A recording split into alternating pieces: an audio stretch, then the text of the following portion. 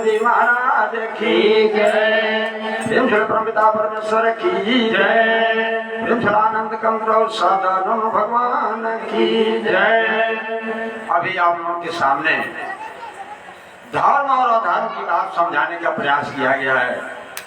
भाई धर्म को भी जानिए और अधर्म को भी जानिए। तो धर्म रूप एकमात्र भगवान होता है।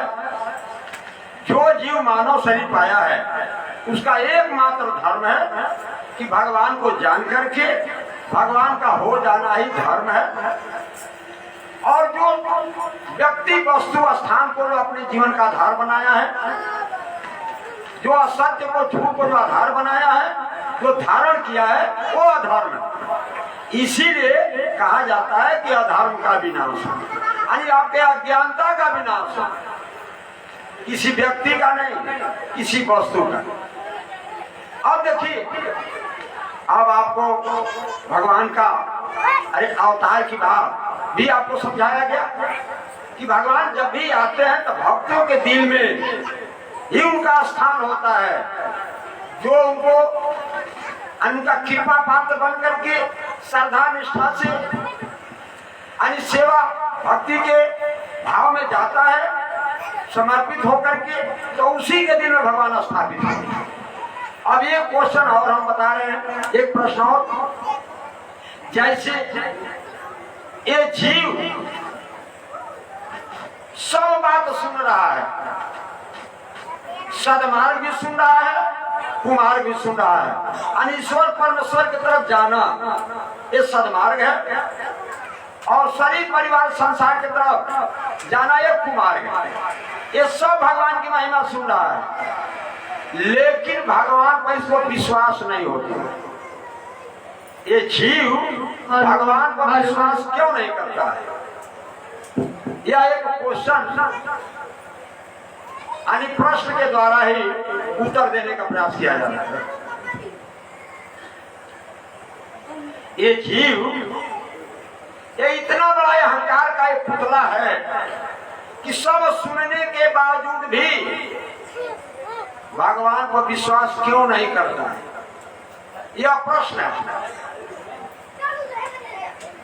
तो अब देखिए, यह जो प्रश्न है इसको समझाने का प्रयास किया जा रहा है कि यह जीव भगवान पर विश्वास क्यों नहीं करता है।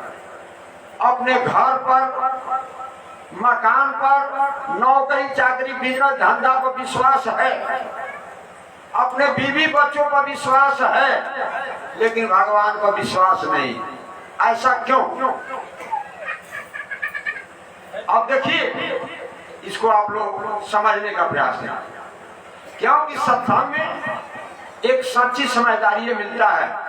आए सत्संग भगवान की कृपा से होता है, सत्संग कोई करता नहीं है, या उनकी असीम कृपा है, दया है। ये बात आप लोगों को सुनने को मिल रहा है। वर्तमान में भगवान का अवतार हुआ है, अब वर्तमान में उनके साथ रह चल करके, जान समझ करके,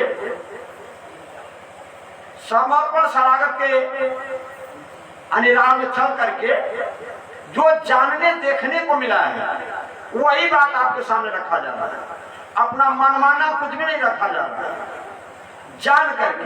अब ये नहीं कि किताब पढ़ करके नहीं जाना गया है, प्रत्यक्ष भगवान जी का अवतार हुआ है, और उनसे शरीर, जीव, आत्मा, परमात्मा तीनों की पृथक पृथक जानकारी, परिचय, पहचान भगवान अपने कृपा पात्र भक्तों को कराए हैं। तो उस जानकारी के आधार पर ही रखा जाता है।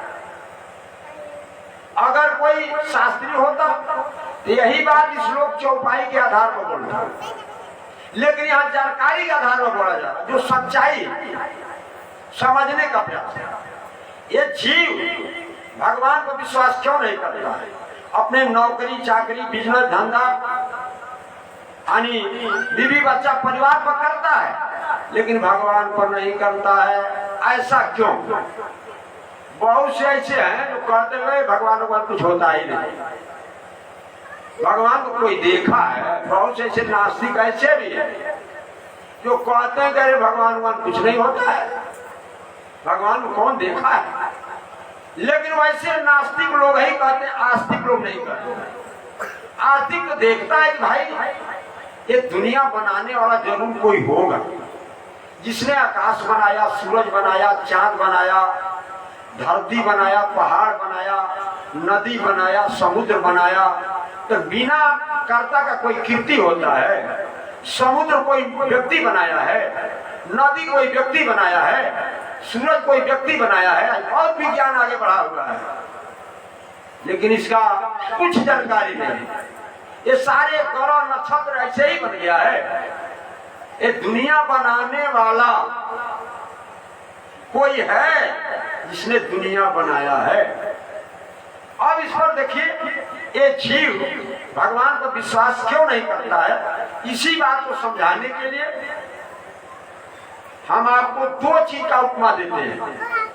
दो चीज, यानी भगवान और किसान। जैसे किसान, यहाँ अधिक से अधिक किसान ही लोग एकत्रित हुए हैं। जो भी यहाँ भाई बंधु आए हैं वो किसान ही के घर से आए हैं।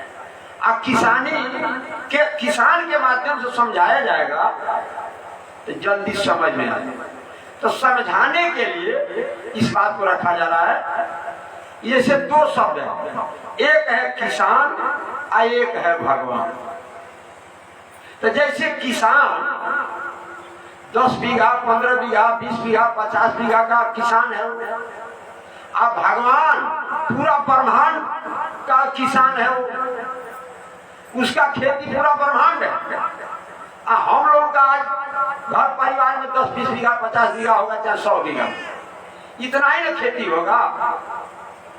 तो जैसे किसान किसानी करता है, ठीक जैसे किसान किसानी करता है, अपने खेती का देख रेख करता है, उसी तरह से भगवान भी अपने ब्रह्मांड रूपी खेती का वो देख रेख करता है। सारा देख रेख जो भी है ये पूरे ब्रह्मांड का वो भगवान करता है, वो किसान है। और जैसे किसान में 3 चीज प्रमुख होता है, खेत, बीज और किसान, यही ना है। जैसे खेत, बीज और किसान। अब किसान के पास जो खेत होता है तो खेत की तैयारी करके वो बीज बोता है। ये बात को गौर से समझिएगा। अब भगवान में भी 3 शब्द है,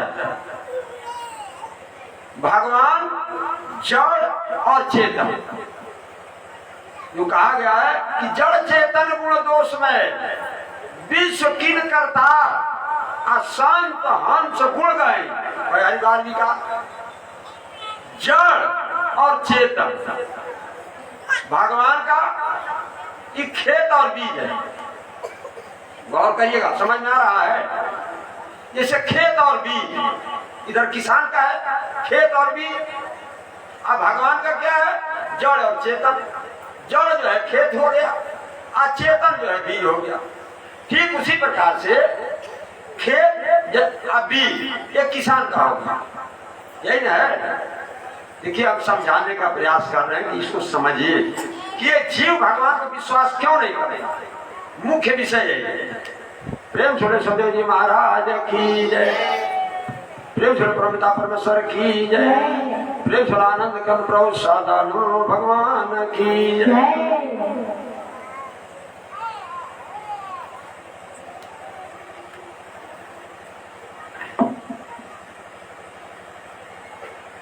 देखिए किसान जब तक खेत में बीज नहीं डाला रहता है तब तक वो बीज का संबंध किसान से रहता है।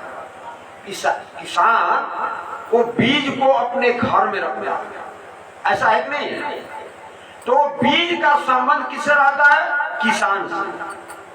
यानी किसान वो बीज को सुरक्षित व्यवस्थित रखता है, ऐसा है ना? और किसान क्या करता है कि समय आने पर खेत की तैयारी करके खेत में ले आकर बीज को बो देता है। जब खेत में ले आकर बीज को बो देता है और वो बीज जो है खेत में जब पड़ जाता है तो वह बीज का पहला रूप जो होता है चेंज हो जाता है। वो बीज में से अंकुरण होता है और वो अंकुरण होकर के पौधा का रूप ले लेता है। वो बीज बीज रूप में नहीं रहता, उसका वह पौधा का रूप ले लेता है। अब पौधा का संबंध खेत से हो जाता है। गौर करिएगा, अब पौधा का जो संबंध है खेत से हो गया। तो पौधा ये नहीं जानता है कि हमारे ऊपर कोई किसान भी है, हमारा देख रेख करने वाला कोई किसान है। वो पौधा बुझता समझता है कि हमारा देख रेख सब खेत से हो रहा है। उसको दिखाई डाला कि किसान खाद डालता है, पानी डालता है, निराई गुड़ाई करता है, सारा काम किसान करता है। लेकिन पौधा को नहीं दिखाई देता है कि हमारे ऊपर कोई किसान नहीं है। वो दिखाई देता है कि हमारा सारा व्यवस्था खेत से मिलेगा। किसान को पौधा नहीं जानता क्योंकि उसका संबंध खेत से हो गया। जब तक वो किसान के घर में था, जब तक वो किसान के घर में था तब तक तो संबंध किसान से था। लेकिन जब खेत में जब पड़ गया तो वो बीज का संबंध खेत से हो गया। अब देखिए वो किसान क्या करता है, जब बीज अंकुरित हो जाता, पौधा आ जाता है तो जाता है तो खेत का निरीक्षण परीक्षण करता है। जब निरीक्षण परीक्षण करता है तो उसमें घास पात जो जम जाता है तो क्या करता है, वो घास पात को फड़वा करके अपने सहयोगी पशु को ले आकर के दे देता है। ऐसा ही करता है, वो खेत में से घास निकाल करके, किसान का सहयोगी होता है पशु, गाय हो भैंस हो चाहे बैल, तो घास निकाल करके ले जा करके अपने सहयोगी पशु को खिलाता। ठीक इसी प्रकार से भगवान भी जैसे किसान अपना खेती करता है, देख रेख करता है, ठीक उसी प्रकार से भगवान भी पूरे ब्रह्मांड का खेती किया। पूरे ब्रह्मांड का खेती भगवान किया है। अब देखिए जैसे भगवान का जो उसमें जो खेत है वो जड़ जगत है, और जो बीज है वो चेतन है। और वो चेतन जब तक ये जड़ जगत में नहीं आया जब तक वो जड़ जगत में नहीं प्रवेश किया तब तक तो संबंध परमेश्वर भगवान से रहता है। चेतन जो आत्मा है, इसको आत्मा ईश्वर ब्रह्म कहते हैं। आत्मा ईश्वर ब्रह्म जो कहते हैं, वो जो है उसका संबंध भगवान से रहता है जब तक वो जड़ पिंड में नहीं प्रवेश किया।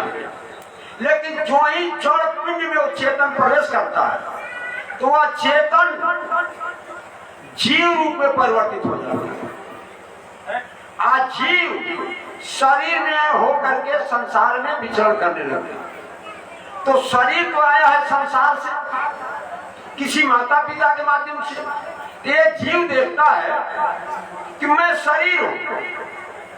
भाई आप लोग गौर से समझिए, ये सत्संग वाला कार्यक्रम में समझदारी दिया जाता है कि आप लोग इस समझिए और सच्चाई को अपनाएंगे तभी आपका सुधार हो सकता है। क्या ये बात समझ में आ रहा है सबको? अगर नहीं समझ में आता हो तो बोलिएगा, अगर समझ में आता हो तो हाँ और ना तो बोलिए। किसान और भगवान का ये बात इसलिए समझाया जा रहा है कि आप समझिए कि ये जीव भगवान को विश्वास क्यों नहीं करे। जैसे ये बीज खेत में पड़ करके बीज रूप में नहीं रह जाता है, वो पौधा का रूप ले लेता है और पौधा का संबंध खेत से हो जाता है। वो देखता है कि सारा व्यवस्था हमको खेत से मिल रहा है, जो भी ऊर्जा क्षमता शक्ति मिल रहा है खेत से मिल रहा है, हमारे ऊपर दूसरा कोई नहीं। जब सारा देख रेख कटाई दवाई मड़ाई सब जो किसान करता है। ठीक उसी प्रकार से भगवान जड़ और चेतन ये दो मिलाकर के पूरे ब्रह्मांड का खेती किया है। पूरे ब्रह्मांड का रचना ये जड़ चेतन से हुआ है, जड़ और चेतन। तो अब देखिए ये जड़ पिंड में जो ही ये चेतन प्रवेश करता है तो जाकर के मूलाधार में ये जीव रूप में परिवर्तित हो जाता है। जीव एक सूक्ष्म आकृति होता है और चेतन एकदम सूक्ष्म शक्ति रूप होता है, वो दिव्य ज्योति रूप होता है। और वो पिंड में जड़ में प्रवेश करके एक सूक्ष्म आकृति जीव में परिवर्तित होता है। और जीव का संबंध शरीर से होता है और शरीर का संबंध परिवार से होता है। ये जीव देखता है यानी हमारा जो भी कौमी बेसी है परिवार से हो रहा है, संसार से आ रहा है। और ये जीव नहीं देखता है कि हमारे ऊपर कोई भगवान भी है, जबकि सारी व्यवस्था ये जीव का भगवान देता है। वो जीवनी शक्ति जो है ये श्वास के माध्यम से भगवान जीव को दे रहा है। ये शारीरिक क्षमता शक्ति जो भी अन्न जल दूध घी फल फूल जो खाते हैं कोई व्यक्ति नहीं बनाया है, कोई व्यक्ति नहीं बनाया है, ये परमात्मा का है। प्रकृति के माध्यम से आपको शारीरिक क्षमता शक्ति दे रहा है, आत्मिक क्षमता शक्ति ये श्वास के माध्यम से दे रहा है। ये सारा देख रेख सारी जिम्मेदारी ये जीव का भगवान करता है। लेकिन ये जीव इतना बड़ा नमक हराम है, इतना बड़ा नमक हराम है कि भगवान को विश्वास नहीं करता। किस पर करता है? अपने नौकरी पर, बिजनेस पर, बीवी बच्चों पर, अपने मकान दुकान पर ये भगवान को विश्वास नहीं करता। थोड़ा गौर करिए, अभी ये जीव को जो जीवनी शक्ति जो श्वास के माध्यम से दे रहा है, अभी वो जीवनी शक्ति देना बंद कर दे तो क्या आपका बीवी बच्चा दिखाई देगा? क्या मकान दुकान दिखाई देगा? नौकरी बिजनेस कर लेंगे, हो पाएगा? लेकिन फिर भी अब देखिए इतना बड़ा एक नमक हराम है कि भगवान से ही क्षमता शक्ति लेकर के अब भगवान को विश्वास नहीं करेगा। इसीलिए एक महापुरुष ने अपने ऊपर संज्ञा देते हुए कहा है कि मौसम कौन कुटिल फल कामी, जही तन दियो ताहि बिसरायो, ऐसो नमक हरामी। ये जीव इतना बड़ा नमक हराम है, इतना बड़ा नमक हराम है कि जिसका नमक खा रहा है उसी के साथ गद्दारी करना। ये परमात्मा की बनाई हुई दुनिया है। ये जीव को एक धरती का कण भी बनाने की क्षमता नहीं है, लेकिन दिन रात परमात्मा की बनाई हुई दुनिया को ये अपना बनाने में लगा है। इसीलिए ये नमक हराम है, परमात्मा से ही क्षमता शक्ति लेकर के अब परमात्मा की बनाई दुनिया को अपना बनाने में लगा होगा। ये बताइए नमक हराम है कि नहीं है? तो वास्तव में ये महापुरुष अपने ऊपर संज्ञा देते हुए कहा है कि मौसम कौन कुटिल फल कामी, जही तन दियो ताई बिसरायो, ऐसो नमक हरामी। अब भारी भारी उधर विषय को धावे जैसे सुकर, जिसने स्तन को दिया है उसी को बिसरा दिया। जैसे कुत्ता और सूअर जो है पेट भरने के लिए दिन रात दौड़ लगाते हैं, उसी तरह से ये दिन रात जुटाना खाना पखाना में लगा हुआ। जुटाना खाना पखाना, जुटाना खाना पखाना, इसके आगे कोई लक्ष्य ही नहीं। तो भाई सूअर और कुकर जैसे दिन रात दौड़ लगाने में लगा हुआ।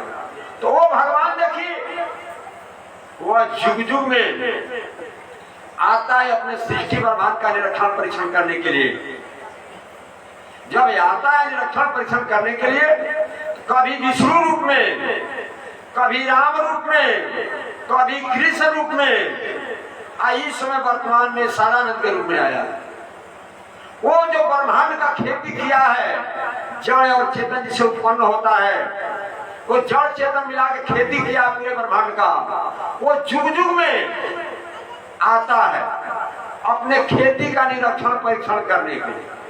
तो वो तो बीज बोया सज्जन का, देखिए जैसे खेत में किसान बीज बोता है, गेहूं चना मटर जो भी बोता है, तो खेत में बीज बोता है, लेकिन घास पात जम जाता है। तो ठीक उसी प्रकार से वो परमात्मा सज्जन का बीज बोया, सज्जन का बीज बोया, लेकिन यह दुर्जन रूपी घास पात जैसे गुण और दोष जो होता है वो प्रकृति से होता है, जड़ और चेतन परमात्मा से। तो गुण और दोष के माध्यम से वह दुर्जन रूपी घास जम जाता है। तो परमात्मा जब आता है तो क्या करता है? सज्जनों का संरक्षण करता है और दुर्जन रूपी घास पात को उखाड़ करके अपने खेत में से जमराज के हवाले करता है। उसका जो सहयोगी है जमराज है। जैसे किसान का सहयोगी गाय भैंस है, उसी तरह से भगवान का जो सहयोगी है वो जमराज है, जो भगवान की बनाई हुई दुनिया को जो अपना बनाने में लगा हुआ है, कहता है कि भगवान को कुछ नहीं होता। तो वैसे ही दुर्जन रूपी, ऐसे दुर्जन रूपी घास पात को उखाड़ करके जमराज के हवाले कर देता है और ले जाता है जमराज, तो उनका हिसाब किताब कर देता है। तो वास्तव में ये आपको इस तरह से समझाया जा रहा है कि आप भी समझिए ये पूरा सृष्टि ब्रह्मांड भगवान का है। भगवान को जान करके आज जब तक आप भगवान का नहीं हो जाएंगे, भगवान का सेवक भक्त नहीं बन जाएंगे, तब तक आप दोष रहित नहीं हो सकते। आज जब दोष रहित नहीं होंगे तो आपका जीवन सत्य प्रधान नहीं होगा। आज जब सत्य प्रधान नहीं होगा तो आपका जीवन मुक्ति अमरता से युक्त नहीं होगा। ये मानव जीवन को सार्थक सफल बनाना है। ये मानव जीवन को अगर सार्थक सफल बनाना है तो भगवान को जानिए, आए अपना दिल दिमाग में भगवान को बैठाइए, आप भगवान के बताए हुए विधान को अपने जीवन में उतार करके अपने जीवन को धन्य करें। हृदय में भगवान को बैठाइए, व्यक्ति वस्तु स्थान को मत बैठाइए। व्यक्ति वस्तु स्थान को बैठाएंगे टोटल धोखा खाएंगे। धोखा छोड़ करके दूसरा कुछ नहीं मिलेगा इस संसार में। भगवान जब आते हैं अपने कृपा पात्र भक्तों को यानी दिल दिमाग में जो मोह ममता रहता है उसी को काटता है। जो दिल दिमाग में जो असत्य बैठा है, जो संसार बैठा लिया है, वही संसार को हटा करके भगवान ज्ञान रूप स्थापित होता है, धर्म रूप स्थापित होता है। तो वास्तव में भगवान जब कृपा करेंगे, दया करेंगे हमारे ऊपर, तो हमारे मोह ममता शक्ति को ही काटेगा, हमारे बुराई विकृति दोष दुर्गुण को ही काटेगा। भगवान जब कृपा करेगा तो यही काम करेगा। आपको ऐसा नहीं कि फंसा दे, जहां आपका बंधन होगा वो आपके बंधन को ही काटेगा। ये भगवान इसीलिए कहा गया है कि वो कृपा सिंधु है, दया के सागर है, पतित पावन है। आइए देखिए, एक दृष्टांत आपके सामने और रख रहे हैं कि भगवान कैसे अपने भक्तों के मोह ममता को काटता है, कैसे बुराई विकृति दोष दुर्गुण को दूर करता है। एक बार की घटना बतावें। जैसे हनुमान जी का और राम जी का एक बार युद्ध हुआ है, और आप लोग कुछ लोग हो सकता है कि सुने भी हो, आप कुछ लोग नहीं भी सुने। ये राम जी में और हनुमान जी में एक बार युद्ध हुआ है। कैसे हुआ है कि कैसे हुआ है उस बात को आपके सामने रख रहे हैं, गौर से आप सुनिए। भगवान का जो लीला होता है बड़ा रहस्यात्मक होता है, बहुत गूढ़ होता है। वर्तमान में साथ में रहने चलने वाला भी भगवान के लीला को मर्म को नहीं जानता। ये हर युग का प्रमाण है। अब जो है कल भगवान की कृपा से भगवान का लीला वाला प्रसंग रखा जाएगा। अब आज पहले इसको समझिए। प्रेम सरस्वती जी महाराज की जय, प्रेम से परमपिता परमेश्वर की जय, प्रेम से आनंद कंद प्रभु सदानंद भगवान की जय। इसे राम जी में और हनुमान जी में कैसे युद्ध हुआ है वो प्रसंग को रखा। देखिए, भगवान के हर कार्य में कुछ न कुछ रहस्य होता है। राम जी लंका से लौट करके आ गए थे। वो जो है राम जी का दरबार लगा हुआ था, तो उसमें कहीं से नारद जी आए। नारद जी आए क्योंकि वो सृष्टि के महान रक्षण है, निरक्षक है। यानी भगवान जी को अन्य ब्रह्मांड का रिपोर्टर है, रिपोर्ट देते हैं। नारद जी वो कहीं से घूमते हुए आए, दरबार लगा हुआ था, उसमें विश्वामित्र जी भी बैठे थे। तो नारद तो ब्रह्म ऋषि थे, आए आकर के अपना भगवान का प्रणाम किए, और लोग जो सामने थे सभी लोग नारद जी को सम्मान में प्रणाम किए। लेकिन ये विश्वामित्र जो है, विश्वामित्र किसी का प्रणाम नहीं करते थे। विश्वामित्र किसी का प्रणाम नहीं करते थे, और वो प्रणाम नहीं किए विश्वामित्र, क्योंकि उनके अंदर अपने बड़प्पन का अहंकार था कि हमारा शिष्य राम है, और राम से बढ़ करके कौन है दुनिया में, हम किसका प्रणाम करें। तो उनके अंदर एक बड़प्पन का अहंकार पड़ रहा हो।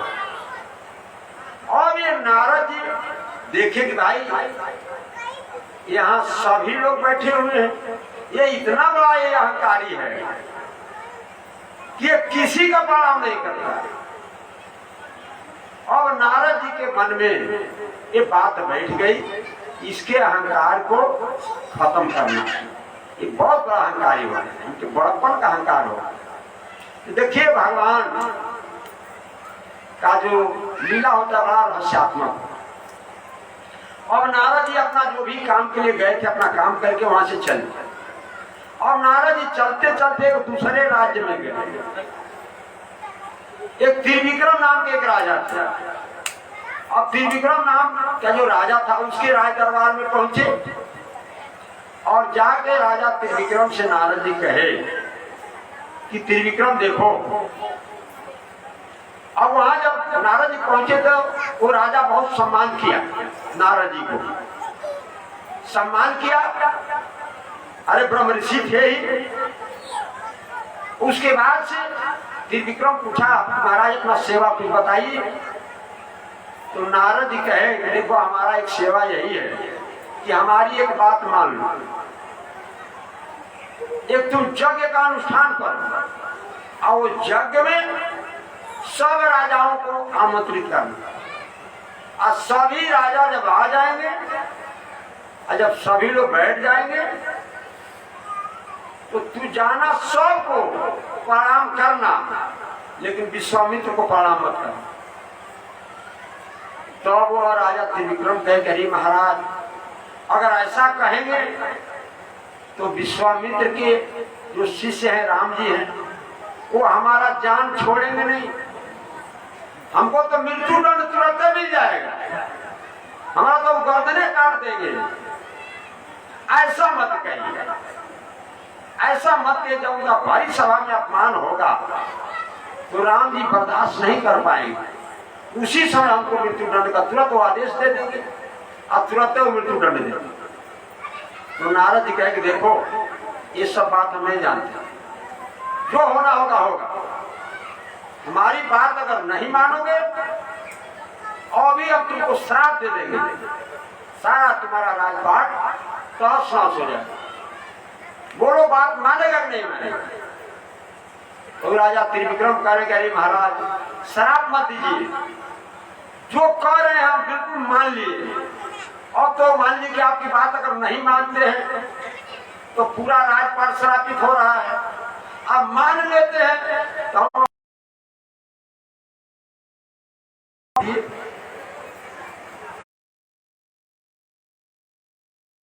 और उसके बाद से जैसे नारद जी कहे थे वैसे ही अपना गए और सबको प्रणाम किए। वहीं पर राम जी का प्रणाम किए, लेकिन विश्वामित्र का प्रणाम नहीं किए।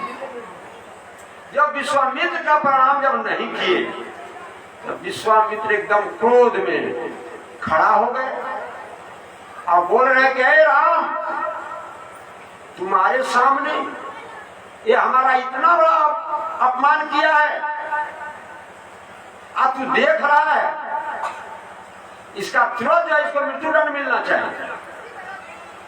तो राम जी कह रहे हैं कि सरकार ये हम देख रहे हैं कि आपका बहुत बड़ा अपमान किया है और बहुत ज्यादा किया है तुम्हारे सामने, लेकिन एक बात है, ये यज्ञ का अनुष्ठान किया है और यज्ञ का पूर्णाहुति होने के पहले अगर यदि हम इसको गर्दन काट देते हैं तो बहुत बड़ा अनर्थ हो जाएगा, यज्ञ की मर्यादा भंग हो जाएगी। तो अब यज्ञ की मर्यादा पूरा करने के लिए जिस दिन पूर्णाहुति होगा उस दिन इसका गर्दन हम काट देंगे। अब ये बात जब ये कह रहे हैं राम जी तो विश्वामित्र जी कह रहे कि बताओ कि हम कैसे मान लें, गलती आज किया है और गर्दन बाद में काटेगा, हम कैसे विश्वास करें कि तू पूर्णाहुति बाद गर्दन काट देगा। तो राम जी कह रहे हैं कि महाराज देखिए इस संसार में अगर हमारा सबसे कोई प्रिय है तो हनुमान है। हम हनुमान का कसम खा के कह रहे हैं कि जिस दिन यज्ञ का पूर्णाहुति होगा उसी दिन हम इसका गर्दन काट देंगे। जब हनुमान का जब कसम खा ली तो विश्वामित्र जी को विश्वास हो गया कि अब ये काम को कर दिया। और जो है त्रिविक्रम जब इस बात को जान लिए, सुन लिए कि अब हमारा मौत सुनिश्चित हो, अब फला दिन का जो पूर्णाहुति होगा और उसी दिन हमारा गर्दन कटेगा। अब मौत का भय तो सबको होता है। अपना गए मंत्री को, दरबारी को, सबको बुलाए और कहे भाई देखो अब हमारा मौत सुनिश्चित हो,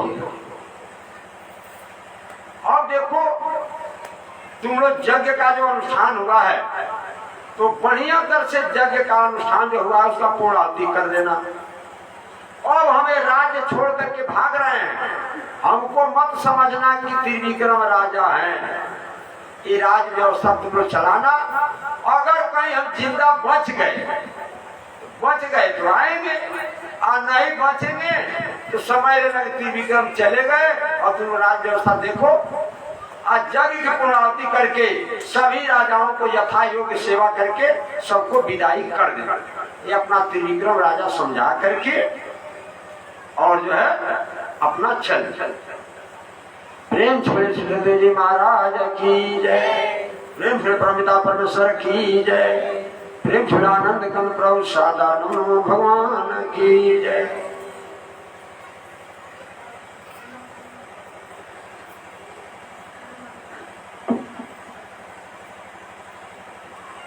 अब त्रिविक्रम राजा रोते बिलखते अब राज्य छोड़ करके ही भाग रहे।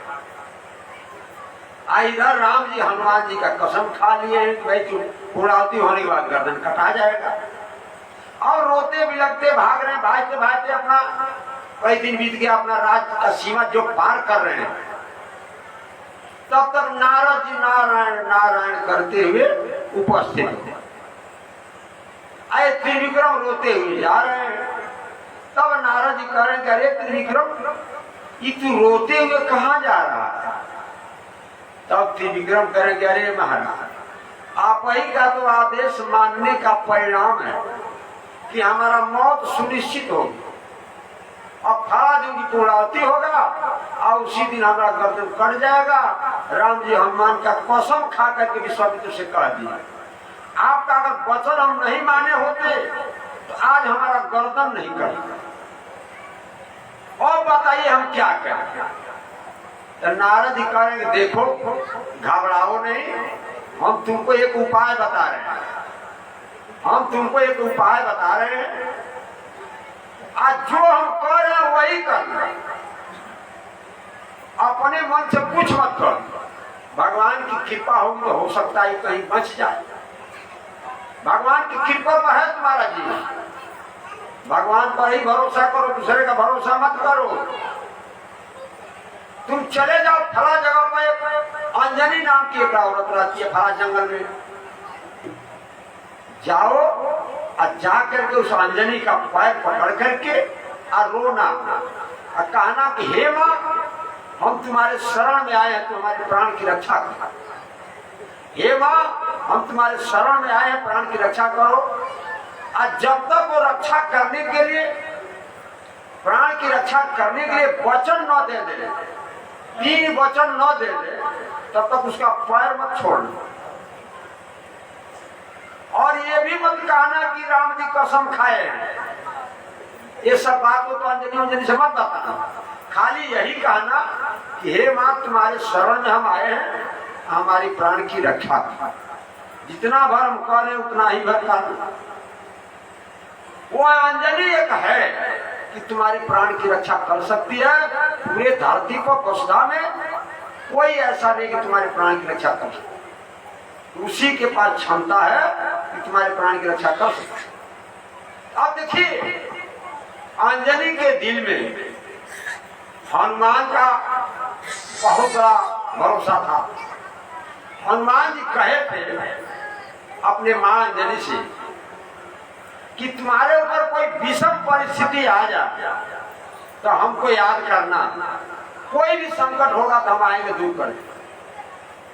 तो हनुमान के दिल में राम जी बैठे थे, लेकिन फिर भी थोड़ा सा अंशवत अंजनी के प्रति ममता था।